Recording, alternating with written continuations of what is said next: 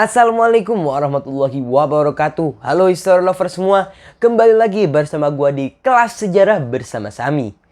Kali ini gua mau membahas tentang kontroversi dari sejarah panjang Pancasila.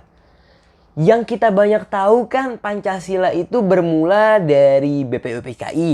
Dari sidangnya dirumuskan oleh 3 orang, Bung Karno, Muhammad Yamin, dan Profesor Supomo.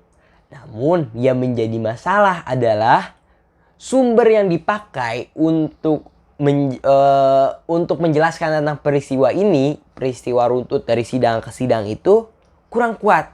Bahkan ada kecenderungan adanya manipulasi dari penulis bukunya, yaitu buku Naskah Persiapan Undang-Undang Dasar 1945 yang ditulis oleh Muhammad Yamin. Jadi seperti ada manipulasi sejarah oleh Muhammad Yamin yang lebih menonjolkan dirinya sendiri. Nah, sebelum lanjut, jangan lupa di subscribe juga channel ini, di like, dan juga kalau bisa bermanfaat buat orang lain, ayo di share ke teman-teman kalian. Gue mau ke Muhammad Yaminnya dulu deh, latar belakang Muhammad Yamin. Muhammad Yamin ini seorang sejarawan, ya walaupun kadang-kadang klaim sejarahnya agak aneh deh. Sastrawan, ahli budaya, politikus, yang berasal dari Talawi, Sumatera Barat, lahir pada 1903. Beliau juga berkarir di bidang politik pada zaman pergerakan pada waktu itu, masuk ke dalam berbagai organisasi, masuk juga ke Volksrat.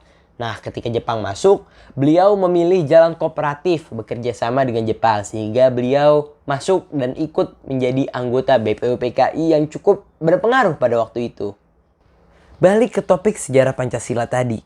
Kan tadi gue bilang Muhammad Yamin itu menulis buku Naskah Persiapan Undang-Undang Dasar 1945. Nah, buku ini kan dijadikan sumber sampai sekarang tentang sejarah perumusan Pancasila dalam sidang-sidang dan lain sebagainya. Tapi buku ini punya kontroversi yang sangat luar biasa, karena ini jarang dicari tahu sama orang-orang, dan juga ini menonjolkan sekali peran Muhammad Yamin sendiri. Muhammad Yamin juga pernah dalam buku ini tuh dia saat menulis kan dia mau cari sumber sini sana kan ceritanya. Dia minjem arsip notulensi rapat dari Abdul Ghaffar Pringgodigdo. Tapi setelah dipinjam itu notulen gak pernah dibalikin lagi.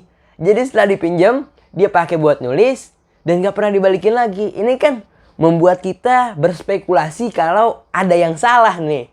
Something wrong gitu loh, kalau ini kok nggak dibalikin lagi. Ada apa ya? Ada yang disembunyiin. Membuat kita untuk berpikir begitu.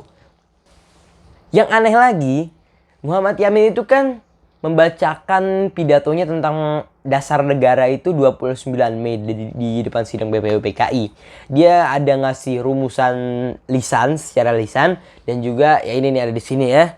Terus ada juga rumusan yang dikasih secara tertulis sama dia. Ini ada di sini. Tapi ada yang aneh di situ.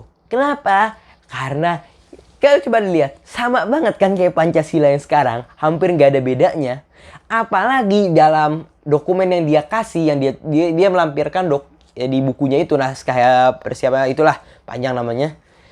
Dia melampirkan dokumen yang dia kasih ke sidang. Dia melampirkan juga dokumen Undang-Undang Dasar yang calon Undang-Undang Dasar sebelum dijadikan. Itu yang dia kasih, itu ceritanya ke BPUPKI, yang dia kasih ada Pancasilanya, ada rancangan Undang-Undang Dasar bikinan dia, itu sama persis dengan hasil rancangan undang-undang yang disahkan pada 18 Agustus 1945 pada sidang PPKI. Padahal dia ngasihnya itu baru pada tanggal 29 Mei, kan gak make sense gitu. Tahu-tahu dia udah bisa bikin yang sama, padahal dalam pembuatan dalam sidang-sidang pembuatan undang-undang dasar itu sangat alot, terjadi banyak perdebatan. Ini kok bisa Muhammad Yamin tahu-tahu melampirkan sebuah dokumen yang sama persis dengan undang-undang dasar yang disahkan PPKI pada 18 Agustus. Muhammad Yamin juga menambahkan 2 nama yang merumuskan dasar negara juga, yang memberikan pidato tentang dasar negara, yaitu ini Profesor Supomo dan juga dari Bung Karno yang diberi nama Pancasila ini. Bung Karno yang awal memberikan nama Pancasila, meskipun sila-silanya itu masih berbeda dengan yang kita tahu sekarang ini. Lalu balik lagi ke kontroversinya Muhammad Yamin. Waktu itu pada tahun 75 kalau nggak salah, para tokoh-tokoh BPUPKI yang waktu itu masih hidup, ada Bung Hatta, ada Abdul Ghaffar Pringgodigdo, ada Ahmad Subarjo dan lain sebagainya. Kalau nggak salah jumlahnya sekitar 5 orang. Itu mereka membahas tentang Pancasila, bagaimana penafsiran Pancasila dan lain sebagainya. Tapi sebelum itu mereka juga membahas tentang sejarah Pancasila dan juga dalam tanda kutip menggunjingkan Muhammad Yamin. Bung Hatta yang kita tahu orangnya santun aja sampai bilang Muhammad Yamin ini licik. Karena banyak sekali peran-peran tokoh yang juga berpidato, yang juga merumuskan pandangannya, memberikan pendapatnya tentang dasar negara, namun tidak ditulis di sana oleh Muhammad Yamin. Ya, dalam tanda kutip ini dihilangkan lah. Perannya hilang dan tidak tercatat dalam sejarah. 5 tokoh ini juga yang rapat tadi itu Bung Hatta dan tokoh-tokoh BPUPKI juga itu menyangkal. Muhammad Yamin kan di bukunya menulis kalau dia berpidato selama 1 jam menjelaskan tentang dasar negara, pidatonya tebalnya 20 halaman dan lain sebagainya.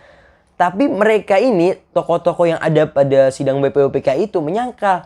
Mereka bilang Muhammad Yamin tuh pidatonya nggak selama itu. Pidatonya tuh sebenarnya cuma sebentar doang. Tapi di bukunya itu, buku yang tadi saya bilang, naskah perumusan Undang-Undang Dasar, by the way itu buku harganya mahal banget sekarang.